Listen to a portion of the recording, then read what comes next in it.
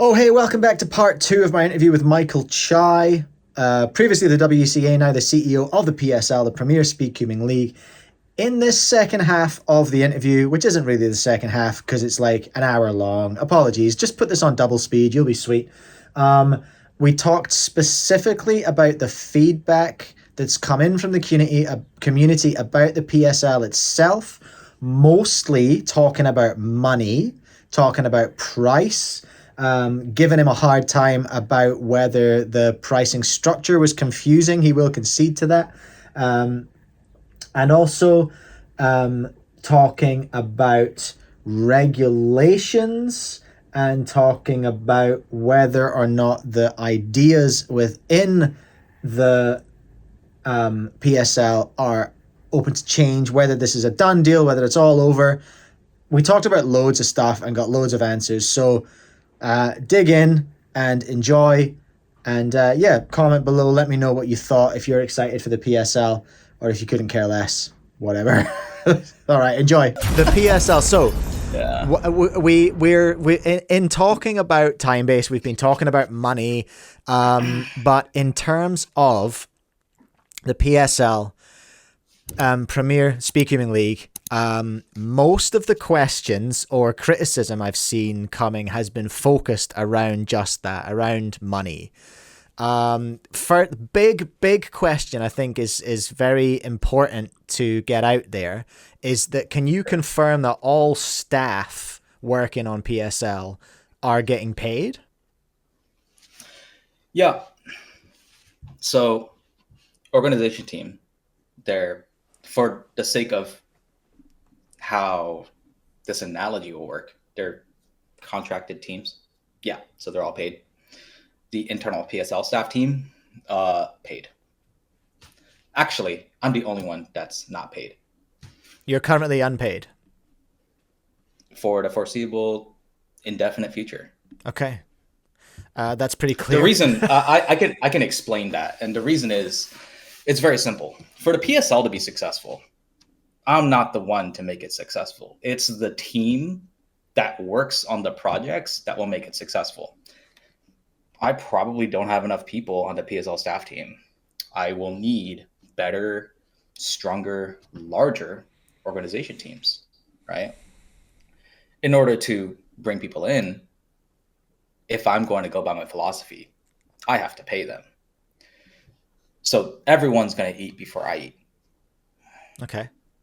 I mean, that's pretty clear. I don't really have much pushback. That was a pretty binary question that was asked. And that's a fairly binary answer. So we'll take that.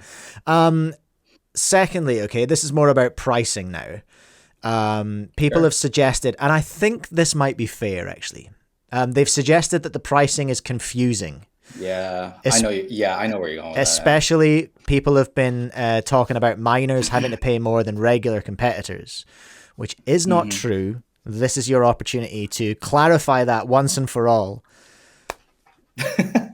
Yeah. Okay. So, one, I would like to acknowledge that I appreciate that you're saying that it's not true, because I understand that you spent some time looking into it and you realized why that's happened. I will caveat this. This entire conversation is based on a philosophical premise, is if people who are not cubers should be paying for entrance fees. And if you think that free plus ones are just a thing, or free plus infinites, bring your whole family, they don't need to pay. If that's your philosophy, I won't be able to win any argument around that. Because my philosophy in this project will be, look, if you're taking up space that could be dedicated to another cuber in a space, could be dedicated, like every venue has a max capacity, right? So let's say if I switch to PSL from a ballroom, if we went to an auditorium, there's a seat in each hall. If you're just a spectator, do you pay for that seat? It's a great question, right? Are you following so far? Mm-hmm. Okay, cool. Just wanted to make sure if anyone else is following. That's the philosophical difference, that if you don't understand that, then there's no conversation to be had. But I'm operating that, look, every person in the room has to pay. And that's just what it is. So if we're doing that, That's the reason why the ticket model is what it is. And I'll explain that briefly. Again, you understand why. I'll acknowledge that it's confusing and I need to like sort of rework it. But the minor ticket is it's a competitor ticket with a discounted spectator ticket, because we're not allowing a minor to enter our event alone, or we're going to make a very clear disclaimer that we do not expect you to be alone. Because what happens a lot in WCA competitions, if you're a parent listening, I really hope you're not the one doing this. I am a parent listening, but I know what you're going to say. If you're a parent and you drop off your kid at a WCA competition, bro, like, we're not daycare. Like, we're not your daycare, but it happens so much. And there's a lot of liability involved, right?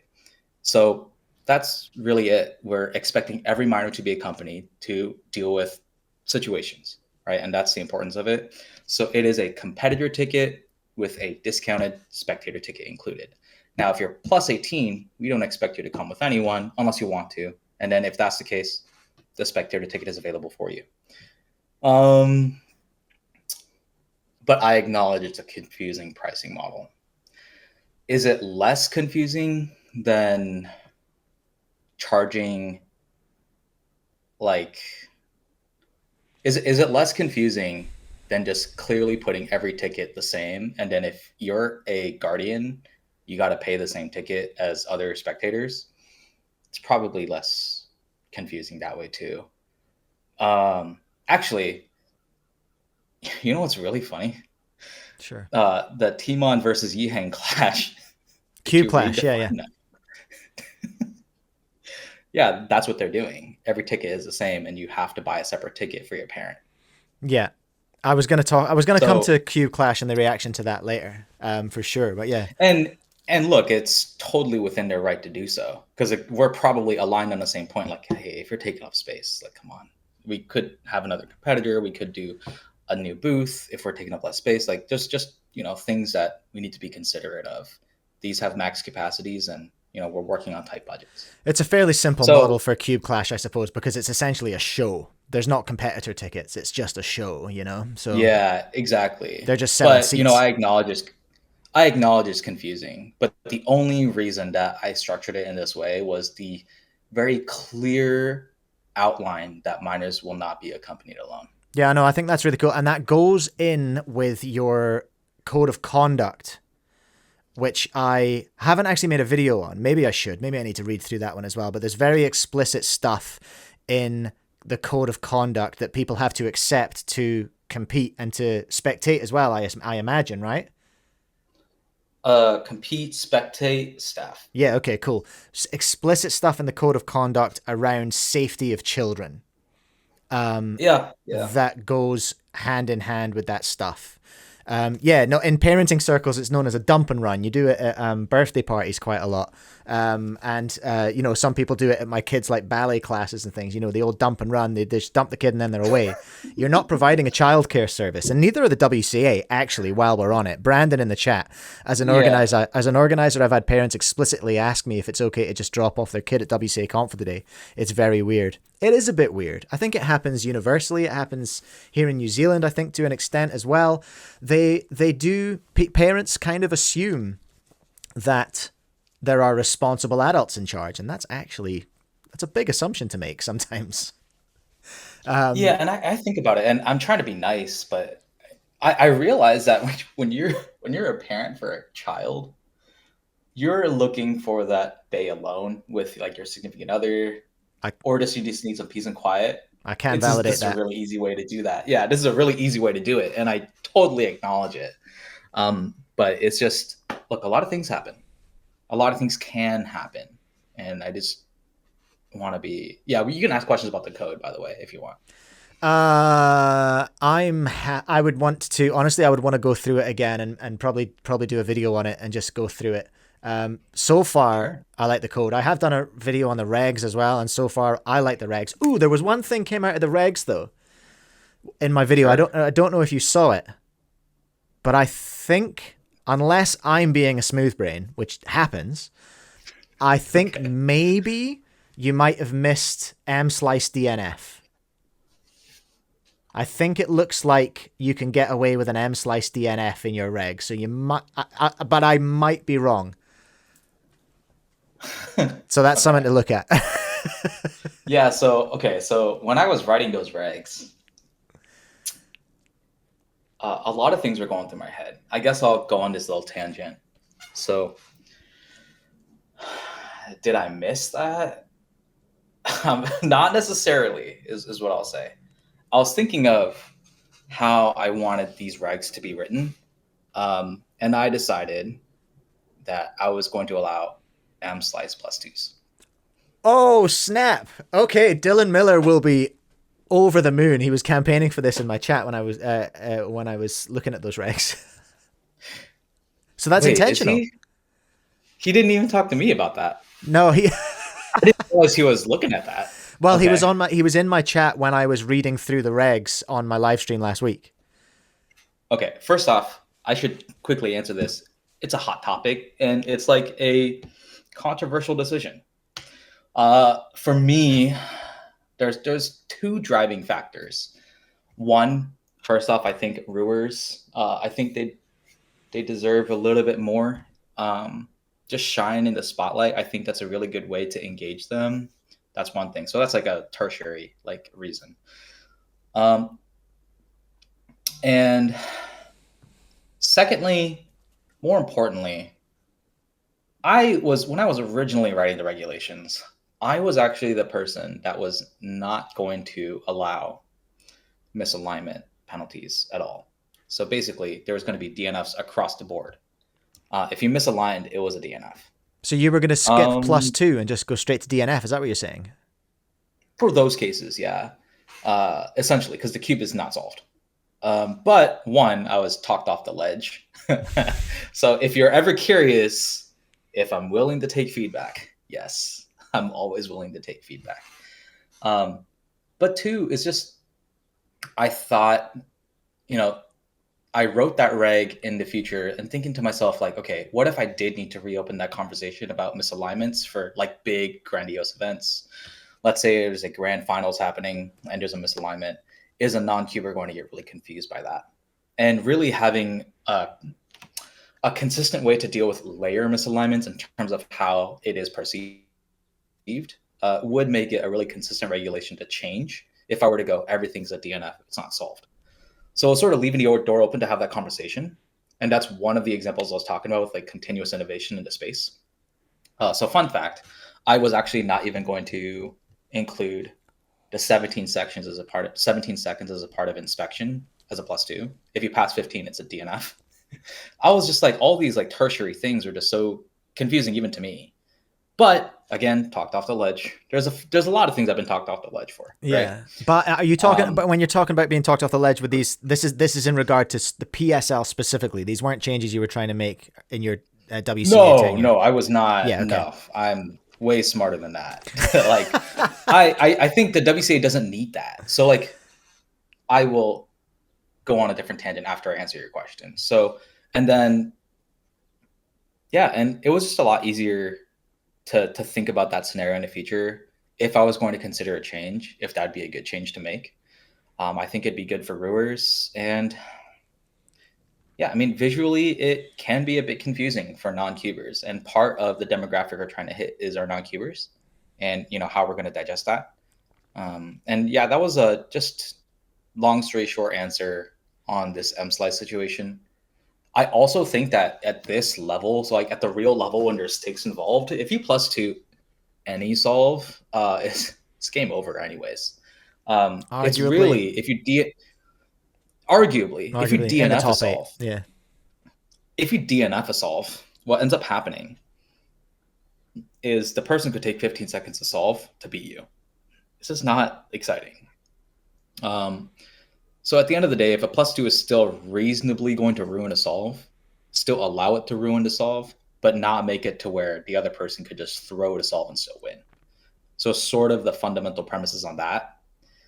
Do I think it's a perfect reg? No. Do I think my regs are good? I think it's severely underwritten to an extent. They're very short compared to WCA. If that's all the only thing I've got to compare it to. Yeah.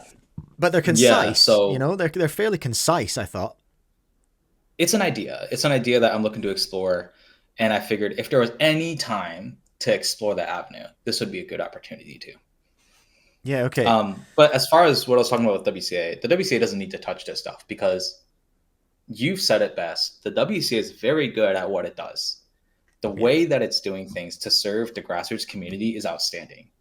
I don't think they need to explore this necessarily because these regulations that I'm writing here are not just for grassroots. It's actually meant for watchability Okay. from just a TV perspective. So that's why it's a completely different proposal. And I would never write WCA regs in the effort of watchability because that's not what the WCA is best at. For sure. Right? It's not what it's for. It's not what it's It's not what it's set for. out to achieve. The WCA would tell you that. I think most of the staff members would tell you that probably. That's why they get a chance to vote on the regulations like head to head. I swear that proposal existed. I'll have to go fact check that. But essentially what you're saying is that's not a mistake about the M slice DNF. You're suggesting that an M slice in PSL would be a +2, just to be absolutely clear. It was an Easter egg. It was an Easter egg. Nice. I found it straight away. Yeah. I was out here trying to 100% the regs, you know, and I got the Easter egg. Yeah. Okay, sweet. I'm happy about that. I can't wait to tell Dylan. He'll be stoked. So going back to pricing, because that's where we started, and then we tangented onto regs. But sure. So we talked about I think fair criticism that it's a little bit confusing, the pricing. I know you have the reasons for it, and you've spoken to that. In terms of value for money, people have suggested that, you know, you're paying a good chunk of change for what is potentially one round of 3x3 in the 64 person bracket. And that connects, for me, that connects to the idea that you've talked about, which is to make these more like conventions. And I know that's a future goal potentially. And making it just an awesome day for cubers an awesome day out for cubers rather than just a competition, maybe with a vendor. But I wondered just specifically Berkley in March, right? I forget the exact date. Specifically that event, what have you got lined up in terms of a convention experience for that? To push back on people who are saying, oh, that's not good value for one round of 3x3. What have you got lined up for that one? Yeah. So I'll talk about the perks, also acknowledging that I think they can be better, and I'm looking for ways to make it better based on what people want. So that's a big caveat there. Again, referring back to the idea of continuous innovation, right? I want to give people stuff that they want. So the first thing is that the booths themselves. So working out the logistics of everything. So we're going to have our mosaic set, and then we're going to have San Diego will be slightly different. We're going to have our mosaic set. We're going to have our coffee stand for all of our parents, our hardworking parents who are there. I've done that before. It goes down so well. Yeah, the coffee stand, it's kind of unbelievable, like how much people need that coffee throughout the day. Obviously, we'll have SES vending there. I think that's a given. So for each of these events, we are bringing a few athletes from all around the United States.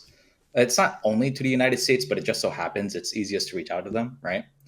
So we'll have autograph sessions with all of them. So please bring your memorabilia. And then we're also going to have something really cool that I wanted to implement because I thought it'd be a really good way for a memento. So when you walk in from the registration table, at the entrance, you get this long red carpet and the step and repeat banner behind you, and we'll have a professional photographer give you your photo. We're going to upload it for everyone to be able to see. And it's going to be something where it's almost going to feel like it's the Grammys experience, and with all the glitz and glam.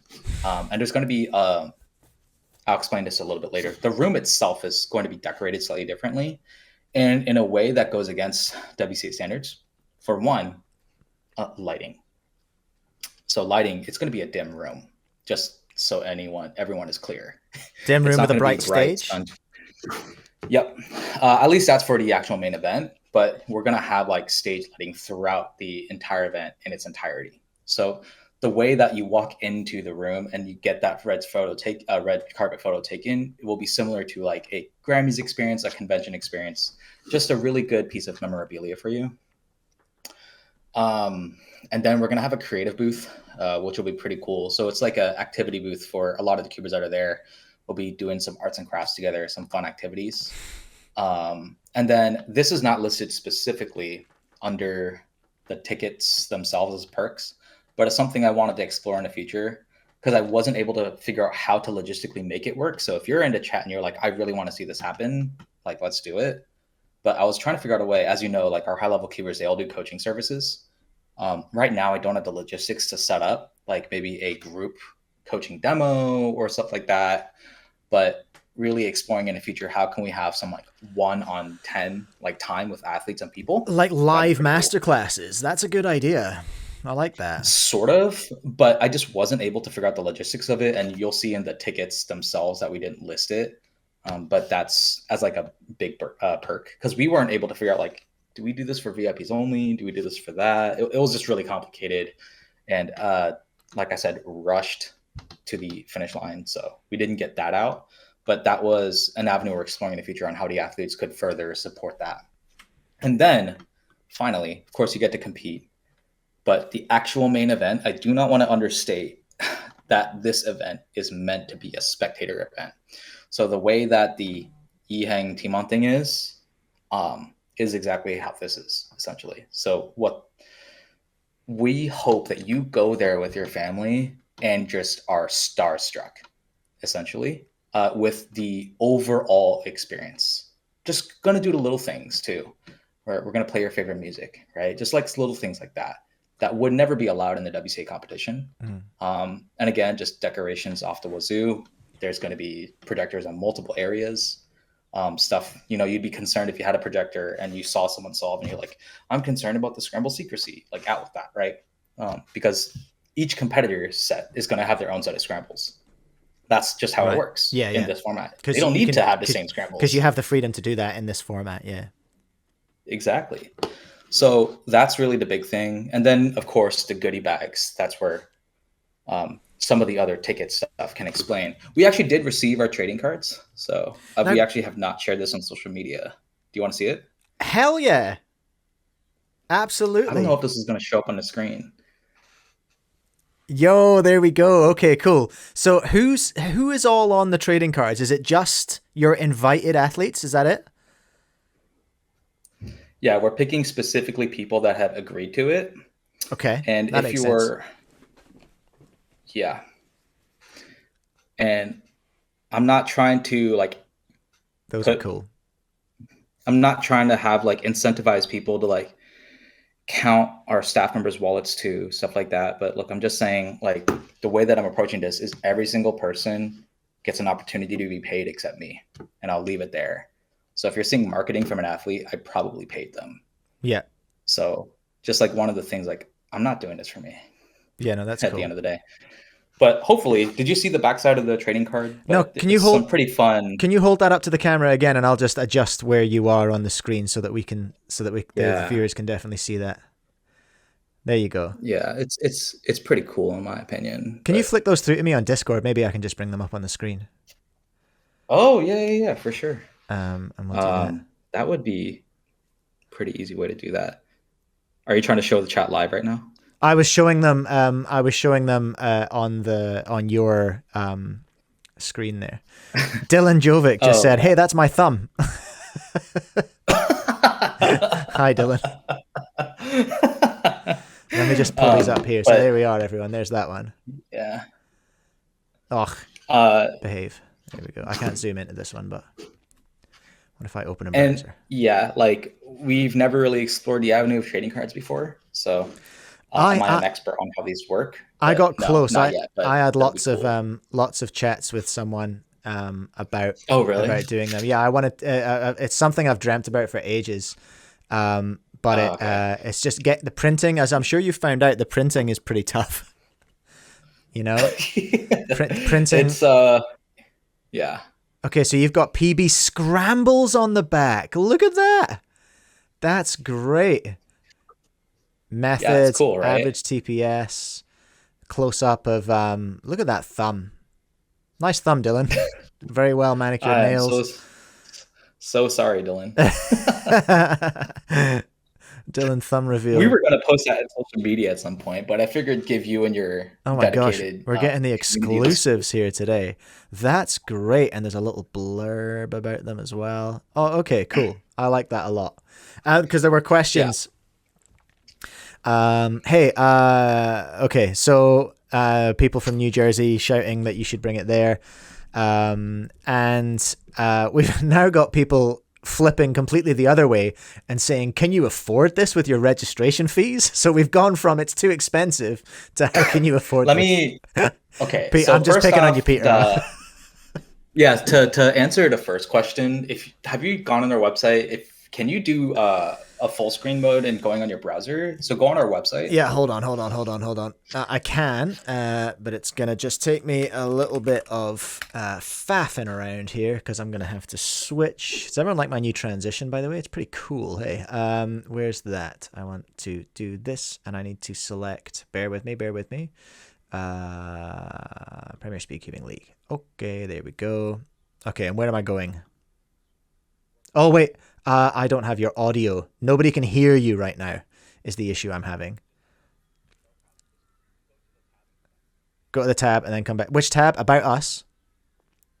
Oh, work with us. Okay, and then I'm coming back to you. Okay, you're back on screen. People can't hear you. Cool. So if you want to go back on the stream, take a look at that. Work with us. There's a tab up there.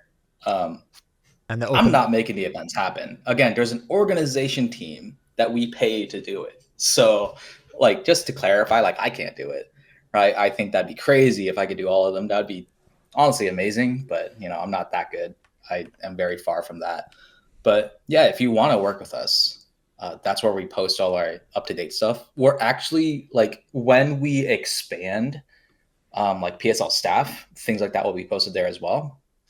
And then, yeah, and that sort of ties into the LinkedIn project too. So the reason why there's a LinkedIn for the PSL is because if we're going to fulfill our vision in connecting to third-party sponsors that are not cubers, we're going to have to figure out a way to build a presence on LinkedIn because that will probably be the most reasonable avenue to do so while also showcasing our product.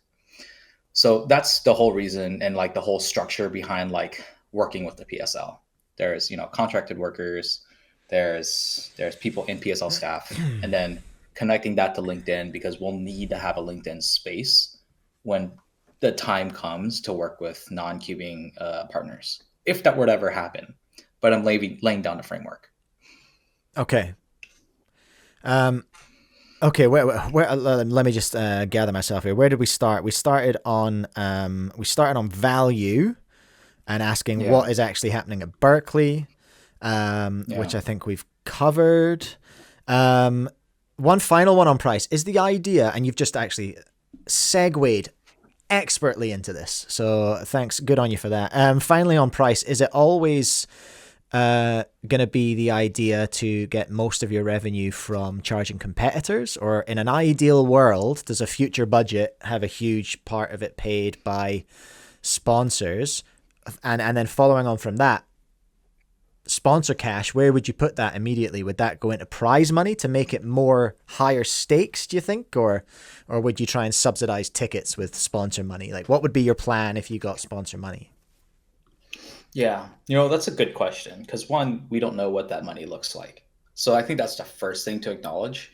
But secondly, do I hope for this to be as expensive as it is? Of course not. Of course not. Like, I think that's like the farthest thing from what I want. What I will say is if we were to get sponsor money, and let's say, I'm going to try and make this an exercise because I haven't thought about this super clearly because it's just so far away. So let's do a live exercise together on a day in a life of what Chai is thinking about. Let's say a sponsor provides us $100,000 for the name like rights to this project. It's the PSL presented by Cheetos. Cheetos. I know Cheetos is a really bad analogy. No, run with it. Run with it. Your hands, yeah, because your hands get so sticky. But okay, so I Cheetos would gave us take $100,000. any money or any product that Cheetos would give me. Flaming hot Cheetos. Just give me them. If you're watching, Cheetos, send me some What I flaming would hot say, Cheetos. it's in the value of like importance of like who's coming to like do like great work for the PSL. So the first thing is I want to figure out a way to divvy up.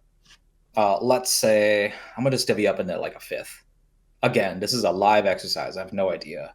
Let's say 20,000 of that like goes towards like the cash prize pool for like a few events. So like that could be divvied up into like 3 or 4 different events. So like maybe 5 or 6,000 each, for example. That might be able to subsidize some upfront costs. So like maybe another $20,000 could be split across some of our open events. So 6 of those open events and splitting it like 4,000 each would subsidize a lot of money. That's a lot of money in this budget model. Another $20,000. People in the back, I don't know if you want to cheer or boo me for this, but another $20,000 for this would go towards the organization team. Yeah, pay your people. I back that. But yeah. So the organization people, and probably the other like $20,000. I'm just dividing into fifths. Would be the PSL staff, excluding me, and then probably another $20,000 would probably go toward the last 20,000 would go towards funding a new invitational project, probably because invitationals are just inherently so much more expensive. And then the model of inviting all these people and hoping people like pay tickets just to go watch, that's a scary model. And like kudos to the Cubicle for doing that, because it's a really, really hard concept to grasp. And we don't know if people are going to do it. We have belief that people are interested in the premium experience, but we don't know if it's going to happen. So I would probably like put it there. Hopefully that's a really good like exercise of what I would do with the sponsor money if I had to like really divvy it up. But like when I say like $20,000 for like a new like invitational, it could be $20,000 for like a new format experience. I don't know, like, or new side project, new event, better broadcast. I don't know. There's like a lot of ways to go about it. Yeah. But, questions just come in the chat is just about funding again. Is West Coast Queuing WCC, is that funding PSL since you're the CEO of both? No, the WCC is not sponsoring it right now. No, it's saying, is it funding it? No funding, no sponsor. All right. There you are, Peter. That's pretty clear. Okay. Great. That all makes sense. To me, anyway. WCC did send out a mailing list invitation, not by my request. So mailing lists do cost like subscriptions per month. So they sent out there was one guy in WCC who was really excited about the PSL project, and he was very forthcoming, sending out a mailing list invitation or whatever it is. Like, so he sent an email out. What I'm talking about? He sent an email to the list. He didn't give you the list. No. Okay. I don't have the list. I mean, I probably have access to the list, but it wasn't me. Yeah. So very grateful of it. That was something they decided to do on their own. Yeah. No, that would be super sketch to take a list from one org and take it over to another. That would be sketch. I don't have it on me. Do I technically have access to it? I probably do. But if you ask the people that are running WCC, they're running it. I'm just sort of incumbent. So this is actually a fun fact. What people don't know is, first off, there's nothing for me to share with like no one's watching me. But essentially, like I'm getting ready to resign at WCC at some point. I've actually set up WCC to where they run without me. So I'm just figuring out that process. Don't really know what it looks like yet. Looking for like successor, right? So, but they have a well-oiled machine. Like for example, the SCS deal. I didn't broker that deal. I was not involved in it at all. Like it was like they did their thing. So yeah, I just happened to just still be listed, I guess is the idea. Yeah. Okay. Do we need to talk? I don't know if we need to talk about it being results being unofficial or anything. I think because we've now talked a little bit more about the the idea of you looking at things which would not be compatible with WCA regs, like, for example, the M slice plus 2. I think it would probably be a harder job unless your regs are exactly aligned to get your results recognized. And well, actually, you know what? Do you have thoughts about whether I don't think, PSL should be official? I don't think that's not necessarily true. It could still be recognized as official by the WCA. Oh, okay. I think, as like a separate, like, what if you told me like the WCA, could the WCA have two different sections of the database? You could say like, yeah, for sure, right? Like, there's no reason why they can't. So you don't necessarily have to have one set of regulations for two sets of databases too. So I think that's like one thing to keep in mind. Like, I think if the WCA wants to own it, they can, essentially. And I'm not talking about specifically the PSL. I'm talking about different exploratory items that are considered official results. They could explore that because all they have to do is say like the WCA acknowledges it, and then people will like go try to get those results. Do you think that would So help? there's nothing stopping them. Do you think that would help in marketing it to our community, to cubers? Do you think that would make a huge difference? Because I can't say. I'm not too sure. That's a good question. That's a question you think about when you're on the board, really. Like it's like what would the world of cubers want? Not like what would the audience want. That's a difference in question, right? It's way harder to answer the question. Like what would the world of cubers want? And I think it'd be a pretty even 50-50 split. And I think where you'll start to see the split come around is once the WCA like might consider building stuff that are specifically maybe towards like a more elite audience, the WCA could be misperceived. So they should not be perceived as, but they might be perceived as elitist, especially considering that all the money that they get comes from like maybe a lot of third world or second world countries, or even in like first world countries, registration fees, people's hard-earned dollars, then they're all going towards the top, right? So that's maybe, as you can tell, when people, they hear that model, they don't react very kindly to it, as we previously explored. So because it's going to be a service that doesn't directly benefit them, I think it'd be a lot harder. It'd be pretty challenging to do that within the WCA structure. I'm not saying it's impossible. You would have to have a lot of conviction that it's the right thing to do. Right. Yeah, okay, I see what you're saying. I think we've gone a little bit sideways on that one, but yeah, I see what you're saying. It kind of comes back to a point which is like WCA is good at what it does. Keep doing that, please, and just let's have someone else doing the elitist stuff. That's fine. Like GAN did, you know what I mean? Like GAN's was elitist. GAN SSL was elitist. I think, yeah, if you talk to any staff member, usually staff members will like, if you ask them like, hey, how like flexible is the WCA? And they'll generally say like, they're not very flexible at change. There's an entire process to change that's just filled with debate, conversation, bureaucracy. And it's just, it's not conducive to innovative formats or innovative like results. It can be done. It would have to start straight from the top. And in the same way that I'm receiving criticism, I think the WCA would have to as well. You just sort of have to like be prepared for that, but you just have to be convicted that it's the right thing to do. Like, I think they could do it, which is even why, that they should be given an opportunity to do it. Right. But I'm not saying it comes without thorns. Yeah. I think you have to be confident that this is the right thing to do. Yeah. And it's about whether you're focused on your comp coming up tomorrow or cubing in 5 years, because those are two very different things. Prosta in the chat saying that wasn't super clear. Cubing community versus audience. What's the distinction between the two? I feel like cubing community is cubers and the audience is non-cubers watching cubing. Is that as simple as that? Correct. Not cubing. The audience is basically non-cubers and cubers that are looking for entertainment, such as yourself. You're looking for entertainment. Yeah, right. Yeah, I think I probably fall into both categories there. You Hey, probably fall into both. yeah. Another big one is, Yeah. and I hope I'm quoting this correctly. Sure. Why is it only 3x3? Wah. What about triangles? What about three blind? What about other events? What about my event? What about my event? Michael Chai. What about my event? Yeah. So I can just go. Yeah. go ahead. Sure. Go ahead. It's on. It's 3x3 only currently.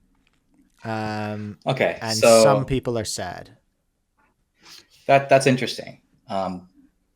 I don't think I said anywhere it was 3x3 only into perpetuity. So hopefully that answers the question in like a very quick way for people, but I'll elaborate. So that was your answer. If you want to put the timestamp, no, it's not going to be the only event we ever do. This season 1 is only 3x3. That's correct? Yes. Yeah. So yeah. So I learned a new term from someone that I know, and that term is called MVP, minimum viable product. Boys and girls, friends beyond the boundary, write that one down. So the reason I'm flying to Auckland tomorrow is because I teach a business course, and MVP is literally one of the parts of the course. Oh, no way. Okay. So there we minimum go. viable product. So the reason why it's 3x3 only right now is because we need a minimum viable product, and we're proof of concepting it on the fly. We're trying to fly the plane and fix it at the same time, right? And is it possible? Yes. But the more variables you add to it, the more complex it gets. And really, we want a well-structured event and then elaborate that and bridge that gap to something else that is really, really going to benefit the broader mainstream space. And people who know me personally, they know that I have opinions about spectator-friendly events.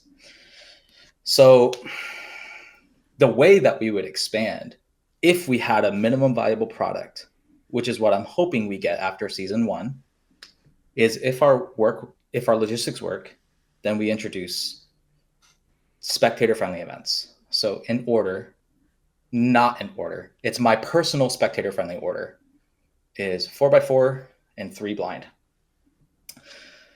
That's my personal list. Everyone has their own list. No 2x2. I thought you would have gone. See, I would have thought you would have gone sprint events, but maybe you've thought about that. 2x2. Well, look, I'm not saying my word is. First off, it's my list. So if you're listening on this and you're like, "That's a crazy list," like, yeah, it's probably a crazy list. If I were to try to pick the objectively best thing for cubers to connect with mainstream, it would probably be 3 blind. And I've thought about this a lot. I feel pretty convicted that that's the case, even if it's not my favorite event to watch aside from 3x3. So again, innovation in this space is always likely to happen. I just need a minimum viable product for people that, are hoping to see more at launch. I think the best way that I want to phrase it is, I hope I've answered enough questions for people to understand that I am truly going to try and do what's best for cubing. Yeah. It's probably the best way to phrase it. I'm not as silly as to say 3x3 is the only one that generates money. Therefore, 3x3 is the only one that's going to stay. Am I going to have 17 events? No. I'll answer that question out the gate. Am I going to have 9? Probably not. Once I sort of get out of once we start filling out our logistical capacity with events, we'll probably start exploring stuff like teams and stuff like that. That's a very intriguing concept. Teams. Don't know how that would work. I would never know how to write those, write the regulations, write the format. I have no idea where to start, but teams is cool. I think in order for the mainstream audience to capture the appeal, this is what I think is the direction. And I think people resonate with that. If you don't resonate with it, let me know. I'm open to expanding on events, and if there's some feedback you want to give, go for it. But yeah. Yeah. Do you know James McDermott personally? I do. I've never met him in person, but James taught me a lot on Megaminx, actually. Oh, really? So he's a good friend of mine. No, he's in the chat going blind, extremely based. he's on board with that because he's a big blind solver. Obviously. Yeah, maybe now's the right time to go back a little bit and just say I know at the announcement people were disappointed and they made preconceived notions that it was 3x3 only. amongst other I things. was Like just about to say also everything else. once you saw like the cubicle prices and you're like, oh, this makes total sense now, right? Like it's just about everything. I'm not saying I think the prices need a rework.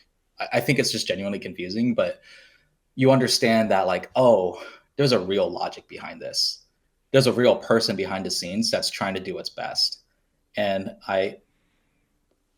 I'm never going to be like the first person to be like, hey, like, I'm the best person in the world. I'm doing X, Y, and Z. I just hope that people see what I'm doing is I'm trying to bring a service to cubers. Yeah. Okay. I feel like we've touched So on that James, a few hopefully you times. got that message. I know James is big in the blind. Yeah. Um, And apologies, I was giggling just at the start of this kind of section because Hoppy Brandon came in with the idea of just the most straight written comment I've ever seen. He just said, "What about head-to-head FMC?" And I was just dying a little bit, just laughing at that. Okay, I will. Oh, okay. So this is to tell you You're why not considering that. WCC, You're not considering that, bro. Okay, so WCC is doing their own thing, and I've given because oh my god, because Manu was spearheading this, and I Manu. told What have you Manu, done, Manu? and I was like, Manu, why is WCC doing FMC live? Why? What? Right? And I'm just like, Manu, please, for the love of Jesus Christ, like. And look, I get it. There's a really, really base population that wants to watch it. For Just doesn't fit sure. my needs personally. I was giving him, if I thought this was like the worst thing, I would have stopped the project. But firstly, again, I want to clarify, this is proof that I'm not dictating anything about WCC, but just the project in itself just sounds so silly to me. At least I would never explore head-to-head FMC live in PSL. A speed FMC, if we had Bluetooth cubes, would be a real option. Someone just joined in actually. Dylan just said, Dylan Jovic with the beautiful thumb, linear FMC with a speed chess clock is pretty sick. I've never seen that. Yeah, speed FMC. Speed FMC is pretty lit. So basically, the way speed FMC works is every move you do is like think about it exactly like a chess move, and you want to have enough time and more time than your opponent on the clock and solve the cube in as least move as possible. Something like that. That is linear FMC. Okay. That would be pretty based, but it would require Bluetooth cube technology implementation for that to work. Okay. That's not impossible. Yeah, We've got pretty good ones these days. No, it's not impossible, but I think if I did that before 3 blind, I would probably get crucified. Yeah, I think, and that's probably fair. Yeah. Charles Davis has just jumped in. This is a good clarifying point. You say I often when talking about what PSL has done and plans to do, but you only got involved in late January. Can you clarify how PSL operations are divvied up among teams versus being your call? Because you don't have a board at the moment, right? You're not the founder, but you are the CEO. So essentially, it's a pyramid structure like that, right? It's just you at the top. So it's as convoluted as it sounds because we're rushing like to figure things out, right? So long story short, the reason why Tyson is looking for like a partner in this project is not so much a partner. Tyson has a real life of like, he actually like owns his own businesses, got a family. He can't actually run the event operationally speaking. Like he would actually serve as a board member in this scenario, but he is the founder. So coming up with the idea is setting up the infrastructure and then asking someone to take the mantle of the vision, essentially. That's where the WCA, that's where I came in. That's the long story short. So a lot of these ideas were cooking in the meantime, right? Conversations were happening, and I was taking over that. As in right now, I took over the mantle in doing all the decision-making processes for the PSL and executing his vision of like a high-level speedcubing league. As far as what the PSL staff team does, so basically we have a web developer, we have software, we have marketing manager, and we have our athlete ambassadors. Very small team, but that's pretty much it. But you'll notice like in all of those sectors, I do have the final say in those. So that's pretty much it. That's the involvement of it. But yeah, I don't know if I answered that question. Is that Well, let's go back to it. Can you clarify I how need to go back to it. PSL operations are divvied up among teams versus being your call? I think what Charles is asking is just like, do you have just Oh, carte blanche oh, to change the regs or to change the rules or to change anything like that? Or do you have a feedback oh, got it, process? got it, got it. So we're figuring out the feedback process. So for example, we do have like our contact us section. I think like even on YouTube comments and even CF, like there's good feedback loops in there. As we grow, we'll have like a more structured way of getting feedback. I think that'll be really good. Um, yes. I mean, yeah, basically I can make changes on a whim. That's a benefit and a curse. Because if you change things too quickly, you start to see like, what is this? Right? Like if you just change things every day, like if I made a regulations 1.1 tomorrow, you'd be like, what is that? Right? But if I made a regulations 1.1 in like 6, 7 months after reaching out, maybe a Google form to dedicated people who are interested in the PSL, or just random like what's it called? Just scoping out like little sections of the community and asking their opinions, then that would be more well-rounded conversation. Yes, basically any project I can like have final say on it, but I'm not in the interest of changing things tomorrow. I'm interested in changing things that I think are right for the cubers after feedback has been given. So, if the pricing model is like something that really, really sucks, especially after like all of these conversations that, people have been asking me, then yeah, I'll look into changing it. Like stuff like that. Yeah, okay. So it's still Does that as clarify it? I I feel think like I'm so. missing the question. No, I feel like the answer you've given, how are PSL operations divvied up among the teams? I suppose that's asking what teams there are, but you explained that earlier on. Not to go back over old ground too much. It's a work in progress in terms of like, I guess you're going to go and test out. Um, um, Oh, there yeah, is that's the one things. thing I forgot. I think maybe what's unclear is that we're in the process, because again, this is still we're in the process of incorporating as a nonprofit. So if you're curious, like who's over my head in terms of like why am I making decisions, the idea is that there is a board of directors and Tyson's a part of that oversees that. So maybe that helps clarify the question, but it takes a minute to set up, Is the board more than a minute, established yet? Is there a unfortunately. board, or is that being put in I place as part of the process? I think that might be a I think that might be a best answered by Tyson question. But I mean, obviously, I think if the whole board was selected by me, I don't know if that's actually a good idea. Usually not. I'm trying No, to, I'm trying to, yeah, I'm trying to think about that in my head. that's a Tyson But like job. I said, we're literally figuring that out, and it's not a quick process. I need to chase down this Tyson guy and have a chat. That's what we need to do. I don't know. I mean, he's a busy man. I can I've barely get heard to he's him sometimes. hard to pin down. Um, okay, Yeah. I've only got one question left, really, which we'll use to wrap up pretty soon. But a couple of a clarifying statement come through from Charles here. Bear with me. And this is fair, Sure, I sure. think. I suppose I would add that I'm skeptical of Michael's accomplishments when he only got into the mix in late January. If he did, congrats. But I would like to see more focus on giving credit to the team. I suppose, yeah, seeing the team's names and stuff. Do we have that on the website yet? So Like who we are? the So this is actually a conversation that I've had with like the team members, and they're basically of the same agreement. Um, Actually, the only reason that I'm having like conversations like online is mainly because I think it's people want to hear questions answered directly from me. For example, I don't think it would hit people the same way if Dylan Govic, he's doing web development for us. He actually is the first person that posted on our blog. I was just So looking at that right that's this actually, second, actually. Dylan G, there he is. yeah. February the So 3rd. I think if he answered these questions, first off, I think people would be like, well, where's Chai? Because they feel like there's this ever like looming being beyond that that's just is too good to talk to people.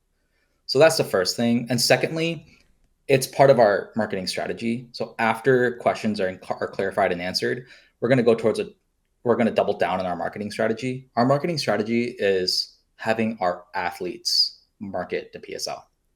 The only reason I'm online in any space is because I know people want to hear things directly from me, and I think that's valid. But the trailers, the way that they're written, is first off a little vague by design, and secondly, for the athletes by the athletes by design. Okay.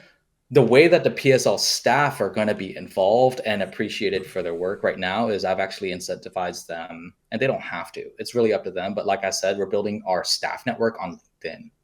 So actually, if you check LinkedIn, like people who are involved in the PSL are essentially like, in that organization loop of the PSL LinkedIn page. So that's how we're going about working with PSL staff. And it's just basically a marketing thing. I think at the end of the day, do people want to hear from us aside from our heads are being called, right? Is a bigger question. I don't think the only reason I'm appearing online is because I think people want to hear exactly what's happening. After this, I'm going to just continue doing my work. We'll probably do like once a month town halls. Then yeah, you'll hear from PSL staff probably. But as far as like the marketing products and stuff like that, you'll see mostly athletes, not me or not any of the PSL staff. I think to answer Charles's point a little bit, I think me as a consumer being able to see Dylan, I'm giving you some work here. Given the, seeing headshots of the staff or something like that, just to bring some so you can humanize the people behind the project is not always a bad idea. That might be. Do you nice. like that? Is that something that you want to see too? Personally, yes, but whether I'm representative of the masses is it's generally good practice over here. And any board I've been on, my face has always been there on the website. It's just like our staff, our board, whatever. And there's a face and a little blurb next to someone. That might go some way, because at the moment, just again, I don't know. I'm not a web developer. I'm just looking at the website going, there's no humans on here. You know what I mean? That's a good point. I'll tell you my thought process, and if you disagree with this, everyone who's listening, post live stream or after, go to contact us at PSL. Just tell me that that's what you want to see, because it's not that big a deal. I was just thinking about it from like entity approach. So for example, like if you pay attention to the NBA, no one cares who's the marketing manager for the NBA. They care about LeBron James. That's it. Yes. Yeah. But that's a big difference between something completely established and something brand new, right, I suppose. Right. So that was the idea. So if that's not something that people, like if they want to see us, like this was the concept, like people don't care who we are. They just want to see the product.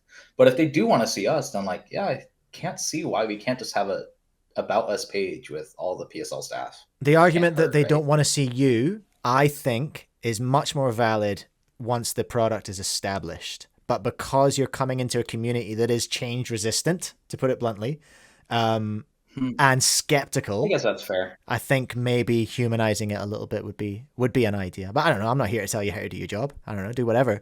But Dylan, if you're listening, let's have a chat later. Maybe if they don't mind, I'm sure it's fine. That's interesting. There's a couple of people in the chat kind of on board with that as well. But actually, I think you've just answered the. Oh no, you've segued again. You've done it perfectly. You've segued into the last question, which is really the marketing strategy itself. I'm interested in this kind of stuff, but the marketing strategy was to drip feed and build the hype. Given the gift of hindsight, Michael Chai. Sure. Was that the right strategy? Given our skeptical, change-resistant community in parts, not everyone, not my chat. Obviously, they're great and can't do anything wrong.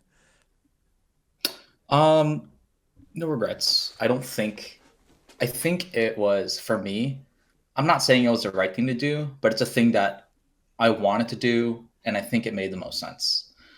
Really, most importantly, I understand if people didn't have the full picture at first, but I was not ever going to hold it against someone for crucifying me, even if they didn't have all the information. So I think that's a really key point here. And slowly sharing more information, I think, is really important to continue the conversation of what the PSL will ultimately be. Because you only have one launch. right? And really what we're hoping for is people talk about the PSL and talk about it in a sense like, I wish the PSL did this. I wish the PSL did that. I love that the PSL is doing this. I love that the PSL is doing that. And having a really energetic approach to it. And a lot of that has to do with, we got to keep the PSL, in the news cycle a little bit. It's especially when we don't have competitions. If we're only going to have 6 competitions a year, we don't expect people to travel from the East Coast to the West Coast to go attend, right? So if you're living in the East Coast, you'll get one a year tops, right? So like, we want people to consistently talk about it and talk about what they want to see from it. So drawing out that conversation for me, I think, is a really good thing to do. Having everything drop all at once, sometimes I also think is a little overwhelming. Too much information. Yeah. Let's slowly bring it in. I wanted people to read the code of conduct first. I mean, the easiest way to do it is to just drop the code of conduct, So, I don't have any regrets on it. I think if you ask 10 people how they would launch this product, you would get 10 different answers. Of course. This is just one of the 10, right? So I guess this is, I felt like it was the right thing to do. And yeah. I like that you've started all these conversations. What I liked was the backing up the launch with the 2 big interviews. I thought that was cool. Not everyone watched those. I've done recordings, by the way. Yeah, I've done recordings. So there will be more questions and more journalistic integrity episodes like this one. At the end of the day, I know people have questions. Yeah. No matter how much information I gave them, they would be asking questions because I'm involved. Yeah, no, for sure. I'm personally as a slop monkey, as a purveyor of fine cubing slop, I'm enjoying the gradual release of information because each one of them is a new video I can make. So, thanks for that. Okay, I'll be straight too. I felt like it would just be good for content creators. I thought it would be good. I know, dude, I know Cubehead is bored out of his mind. For example, I know Cubehead is bored. I know you're bored. That's why you're doing slop. I know, Speedcubing TV is bored. Clicky is bored. StewCube is bored. Everyone's bored. What is cubing these days? In 2025, you're not going to see a cube review of the Fanshin, yada, yada, 2027, stuff like that. Everyone's just bored. There's nothing to talk about. And I was also cognizant that this would actually be a fun thing for content creators to talk about. Mm-hmm. Yeah, I'm hopeful that it becomes that. I mean, I'm quite keen to yap about it. I'm quite keen to see where it goes. I'm excited to see what happens. Like I say, I've been yelling into the void for a while about I want something better than this, and that's in terms of content and in terms of competition. So I'm stoked to have it here, and I guess I feel like I'm obliged to back anyone trying something new because I've yelled and screamed from the rooftops for so long.